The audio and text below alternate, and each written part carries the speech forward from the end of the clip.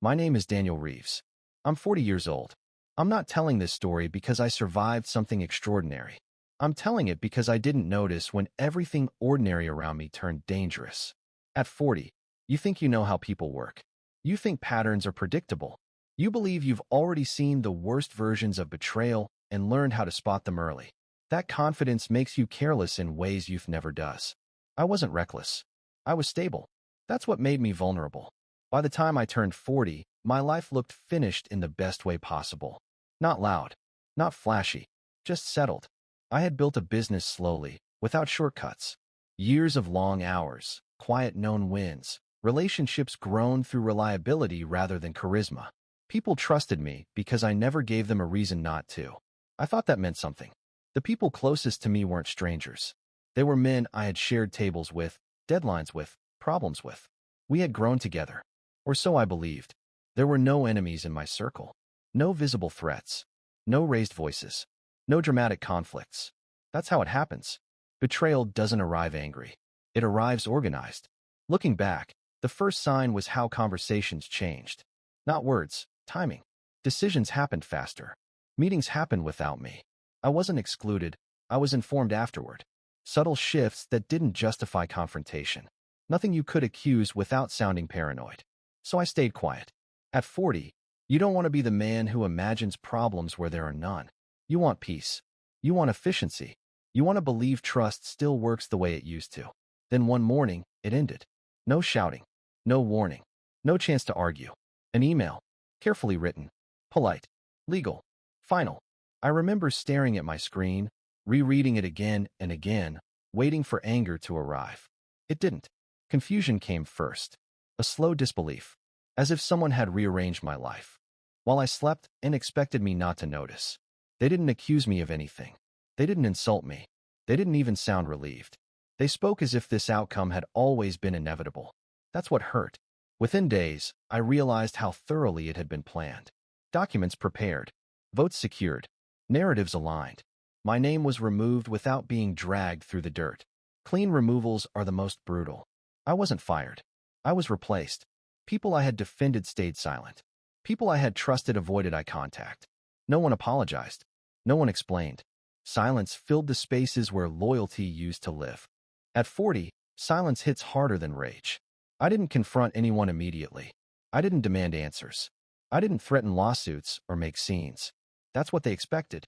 They knew my patterns. They had counted on my restraint. They assumed I would grieve quietly and move on. What they didn't understand was this.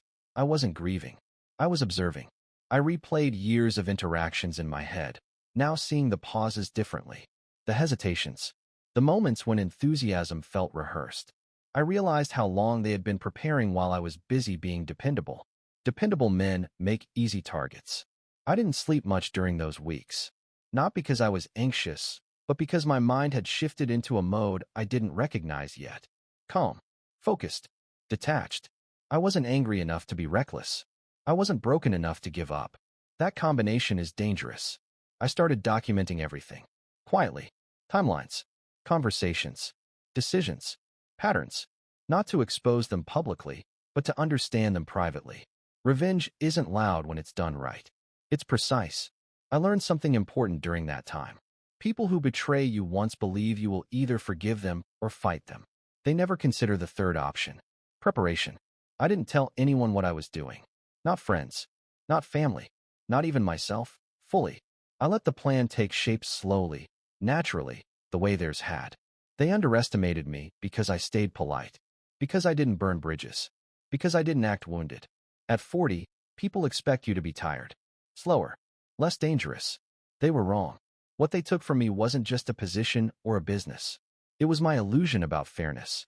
And when that illusion died, something sharper took its place. This isn't a story about justice. It's a story about timing. And timing, I learned, belongs to the patient. By the time they realized I hadn't moved on, I had already moved closer. I didn't disappear after they pushed me out. That would have been too easy for them. Disappearances create myths. Myths attract curiosity. I stayed visible, but unimportant. At least, that's what it looked like. For weeks, my days followed a simple pattern. Wake up early. Same coffee shop. Same seat near the window. Laptop open, headphones on. Anyone watching would have assumed I was rebuilding, freelancing, trying to figure out my next move like every other man who'd been quietly displaced. I let them believe that. What they couldn't see was how carefully I was listening. How every casual conversation, every industry rumor, every familiar name that drifted past my screen was being logged somewhere deeper than notes. There's a difference between starting over and starting underneath. I chose underneath. I learned quickly that people talk freely when they think you no longer matter. They drop their guard. They brag. They complain. They reveal pressure points without realizing it. My former partners spoke about me as if I were already history. A chapter closed neatly. That confidence made them sloppy. I took a temporary consulting role under a different title through a firm that didn't connect back to my past work. It wasn't glamorous. That was the point. It put me close to familiar systems without triggering alarms. Familiar data, familiar workflows, familiar names, just viewed from a new angle. That's when I realized something important. The structure they built after removing me was weaker than the one we had before. They had replaced reliability with speed, trust with convenience, loyalty with short-term advantage. On paper, it looked efficient. In reality, it was fragile, and fragile systems break quietly. I didn't rush to exploit that knowledge. Rushing exposes intent. Instead, I watched how decisions stacked on top of each other, how shortcuts compounded, how arrogance disguised itself as confidence. They were moving fast because they believed no one was chasing them. I wasn't chasing. I was waiting. At night, I stopped replaying the betrayal. That phase had passed. I wasn't emotional anymore. Emotion burns energy. Strategy preserves it.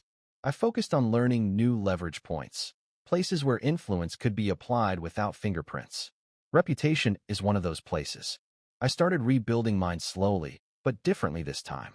No public announcements. No visible comeback. Just quiet alignment with people who valued discretion. People who noticed patterns. People who understood silence wasn't weakness, it was calculation. Opportunities followed. Not big ones. Not yet. Just enough to re-enter conversations that mattered. To be present without being obvious. Us. To be remembered without being discussed. Meanwhile, the men who thought they had outgrown me grew louder. Public confidence. Interviews. Panels. Statements about innovation and leadership. The more they talked, the clearer it became how much they needed validation. People who need validation leave trails. I traced those trails patiently. One afternoon, I ran into someone I hadn't expected, someone who used to report to me, now positioned uncomfortably close to the people who removed me. The conversation was polite, awkward, brief, but their eyes lingered just long enough to confirm what I suspected. Regret. Regret is useful, not because it feels good, but because it makes people predictable. They overcompensate. They justify. They try to prove loyalty to the wrong side. I didn't exploit that regret immediately. I planted doubt instead. Casual observations. Neutral questions. Nothing accusatory. Just enough to create friction where certainty once lived. Friction slows things down. And when systems slow down, pressure builds. By then, my routine had changed. Fewer public spaces. More private meetings. Fewer emails. More conversations. The kind that don't leave records. The kind people later wish they'd handled differently. I still hadn't made a move. That's the part most people don't understand about revenge. They think it starts with action. It doesn't. It starts with restraint. With letting the other side believe the story they're telling themselves. They thought I had accepted my place. They thought I was adapting. They thought time was erasing relevance. Time was sharpening it. The first crack appeared quietly. A delayed decision. A miscommunication. A minor public misstep that didn't seem connected to anything. They handled it poorly. Not disastrously, but noticeably. People noticed. I noticed how quickly blame shifted internally. How defensiveness replaced unity. How confidence turned brittle under scrutiny. These were men who had never learned to lose gracefully because they'd never believed they could. They still didn't know I was involved. And that was the point. Because once you're visible in a conflict, you become manageable. You can be fought, discredited, neutralized. I wasn't interested in being fought. I was interested in being inevitable. By the end of that year, I wasn't angry anymore. I wasn't even satisfied. I was focused, calm in a way that surprised me. As if some part of me had been waiting for this version of myself to surface. They thought the story was already written. They had no idea they were still in the prologue. Control is an Illusion people cling to when they don't understand the forces around them. I understood that now. That was the difference between us. By the time the first real consequence surfaced, I wasn't thinking about revenge anymore. I was thinking about alignment. When pressure is applied in the right place, events begin to move on their own. No pushing required. It started with a delay. Not a failure. Not a scandal. Just a delay in something that mattered more than they were willing to admit. A partnership announcement that didn't land on time. A decision postponed because additional review was suddenly necessary. To outsiders, it looked like caution. Inside, it felt like uncertainty. Uncertainty spreads faster than panic. Panic makes noise. Uncertainty makes people second-guess each other. Meetings ran longer. Emails multiplied. Everyone wanted clarity, but no one wanted responsibility. I watched this from a distance, close enough to feel the shift, but far enough to avoid suspicion. The men who replaced me had always thrived in momentum. Once momentum slowed, they didn't know how to adjust. They mistook hesitation for safety. I let them. I had positioned myself near several decision-makers who weren't part of the original betrayal, but had benefited from it. People who didn't owe me loyalty, but didn't owe them blind trust either. These were pragmatic people.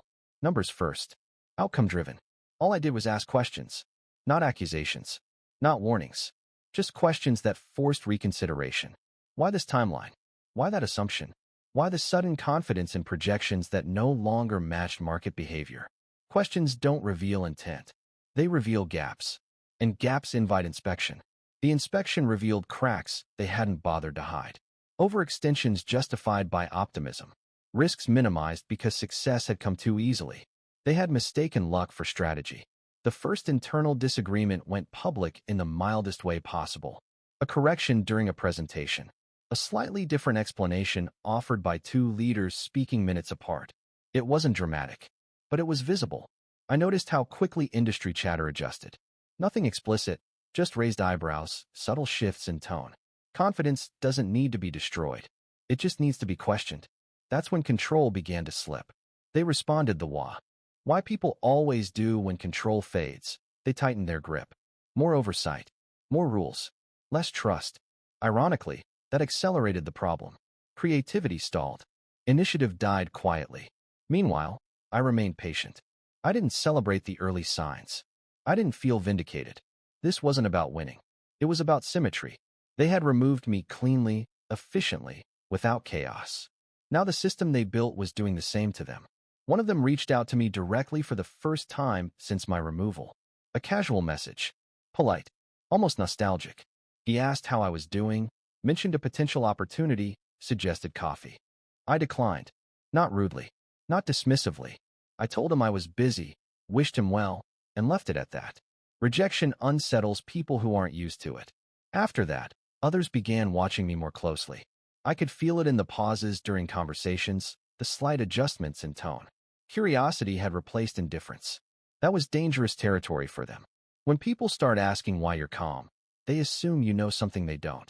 And I did. The second consequence arrived not long after. This one wasn't subtle. A project stalled completely. Regulatory concerns. Nothing illegal, just enough to halt progress. Enough to attract attention they didn't want. This time, there were questions they couldn't deflect. I didn't cause the problem. I simply made sure the right people were paying attention when it surfaced. Attention is leverage when applied quietly. Their internal dynamics shifted again. Blame became directional. Alliances strained. The unity they had displayed so confidently after removing me was gone. They were no longer a front. They were individuals protecting themselves. At 40, you stop believing in villains. You understand that people don't destroy others out of cruelty. They do it out of convenience. The same rule applies when they turn on each other. I watched as loyalty became conditional. As shared history meant less than survival. They had believed removing me would simplify their lives. Instead, it exposed how much effort it took to keep pretending. I was careful not to enjoy this too much. Enjoyment makes you careless. Carelessness invites exposure. I stayed focused on the sequence, not the satisfaction. There was still one thing they hadn't lost yet. Reputation. That would come later. For now, it was enough that they no longer felt in control of the story. They were reacting instead of directing. Explaining instead of leading. People don't fall when they're pushed. They fall when they're forced to hold too many ES in place at once. By the end of that quarter, the question wasn't whether something was wrong. It was who would be blamed for it. And for the first time since my removal, I saw fear where confidence used to live. They still didn't know how close I was. They still thought this was coincidence. That belief would cost them everything. Fear doesn't announce itself loudly. It changes posture first. Voices tighten. Laughter disappears from rooms where it used to feel automatic. People stop finishing each other's sentences. I noticed those changes before anyone else did. The men who once spoke with certainty now spoke with caution. They checked reactions mid-sentence. They framed opinions as questions. Confidence had turned conditional. What they didn't understand was that fear doesn't need a clear enemy. It only needs uncertainty. And uncertainty was everywhere now. The first personal fracture came from a place none of them expected: loyalty. Or what they thought was loyalty. One of them, the loudest after my removal, began distancing himself from decisions he had once championed. Quietly at first. Subtle language shifts. We discussed instead of I decided. Responsibility diluted across unnamed others. That kind of behavior doesn't go unnoticed. Another pushed back publicly during a meeting. Not aggressively, just enough to signal disagreement. It was small, but small fractures spread fastest when pressure is high. I didn't interfere. I didn't provoke. I didn't even observe directly most of the time. I heard about it afterward, through neutral parties who didn't realize how valuable their casual updates were. People talk when they're confused. They talk even more when they're afraid of being blamed. What fascinated me wasn't their fear. It was how quickly they abandoned the narrative they'd once agreed on. The version of events where my removal had been necessary, strategic, unanimous. Now, suddenly, no one remembered pushing for it. No one took ownership. That's when I knew the center wouldn't hold. One afternoon, I received another message. This time from someone who had avoided me completely after everything happened. The tone was different. Less confident. Almost tentative. He wanted advice. Not officially. Not on record. Just a quick perspective on how to navigate some internal challenges. I agreed to meet him. Not because I trusted him. Because I wanted to understand how deep the cracks had gone. We met somewhere quiet. Neutral ground. He spoke carefully, choosing words as if they might be used against him later. He didn't ask about the past. He didn't apologize. He focused on the present. He told me things I hadn't even tried to learn. About tension. About disagreements. About how difficult it had become to make decisions without conflict. About how leadership meetings now felt like negotiations instead of planning sessions. I listened. When he asked what I thought, I didn't criticize. I didn't warn. I didn't reveal anything. I said one thing. Systems break when trust disappears. Not because of mistakes, but because people stop telling the truth. He nodded. Too quickly. He left uneasy. Not because I had threatened him, but because I hadn't reassured him. Reassurance is what people want when they're still hoping to fix things. I wasn't interested in fixing anything. After that meeting, something shifted. I could feel it. My name began circulating again, not as a problem, but as a reference point. When Daniel handled this, back when Daniel was involved. Comparison is dangerous, especially when people are already questioning leadership. They didn't bring me back into the system. They didn't invite me to participate, but they couldn't stop thinking about me. About stability. About how quiet things used to be. Quiet, I learned, is often mistaken for weakness. In reality, it's control without noise. The next consequence wasn't operational. It was personal. One of them cracked. Not publicly. Not dramatically. Just enough to reveal stress. A short temper in a setting where calm was expected. A defensive response to a neutral question. People noticed. When leaders lose emotional control, confidence erodes instantly. And confidence, once lost, doesn't return easily. I still hadn't made a visible move. That was the part that unsettled them most. There was no villain to confront. No accusation to deny. Just pressure with no source. They started suspecting each other. Meetings multiplied. Conversations moved off record. Private alliances formed. Information stopped flowing freely. Their system wasn't collapsing because of an external threat. It was collapsing because they no longer believed in each other. I didn't need to accelerate anything. Momentum had taken over. The hardest part of revenge isn't execution, it's restraint.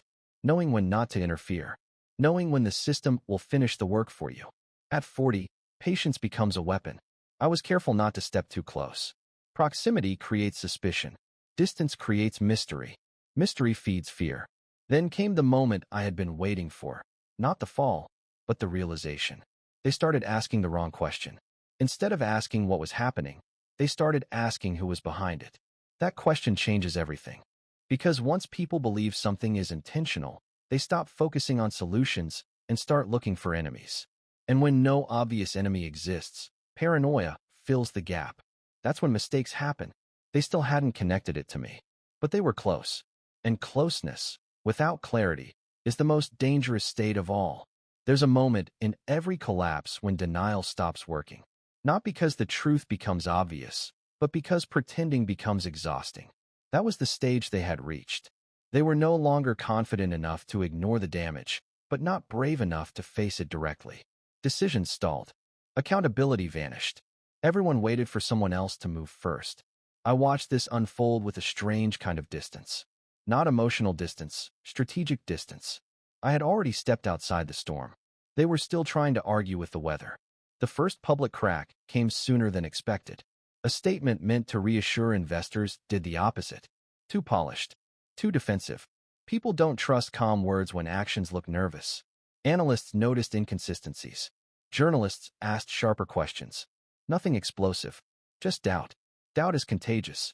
Inside the organization, panic wore professional clothing. Emergency meetings disguised as strategy sessions. Consultants hired to optimize processes. Advisors brought in to confirm what everyone already feared. The irony was almost impressive. They were paying outsiders to diagnose problems created by removing the one person who understood the system end to end. I wasn't invisible anymore. I didn't announce myself. I didn't step into the spotlight. But my presence became unavoidable. People started asking for my opinion again. Not formally. Quietly. Carefully. I chose when to speak and when not to. When I did speak, I didn't criticize. I didn't blame. I explained consequences. Neutral language. Objective framing. The kind that sounds helpful while revealing uncomfortable truths. That balance is powerful. It made people trust me without realizing they were aligning with me. One of the men who had pushed hardest for my removal finally reached out again. This time, there was no small talk. No nostalgia. Just urgency. He wanted to know if I was involved. I told him the truth. I said no. Because involvement implies interference. Manipulation. Direct action. I hadn't interfered. I had simply stopped protecting them. That answer unsettled him more than an accusation would have.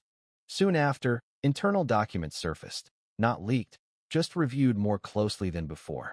Past decisions reevaluated. Timelines questioned. Suddenly, actions that had once seemed justified looked reckless. And once the narrative shifts, it doesn't shift back. They tried to regain control by tightening messaging. It backfired. The more they spoke, the more defensive they sounded. Silence would have served them better, but fear doesn't choose silence. Fear chooses noise. I noticed how often my name came up now, not as a solution, but as a contrast. When Daniel was here, this wouldn't have happened. Daniel would have caught this. They weren't inviting me back. They were admitting a mistake without saying the words. That admission mattered more than any apology. Because reputations don't recover from silence. They recover from comparison. The final phase began quietly. One of them resigned. Officially, it was personal reasons. Unofficially, it was pressure. He left before blame settled, hoping to escape the fallout. That departure triggered something they couldn't contain. Questions multiplied. Confidence evaporated. Investors demanded clarity. Leadership scrambled to present unity that no longer existed. I didn't step forward. I waited. Then the call came. Not from them, but from someone above them. Someone who had watched the entire situation unfold and finally understood the pattern. They didn't ask if I wanted revenge. They asked if I was willing to talk. I agreed. Not because I needed closure, but because timing matters. That conversation didn't restore my position. It didn't rewrite history.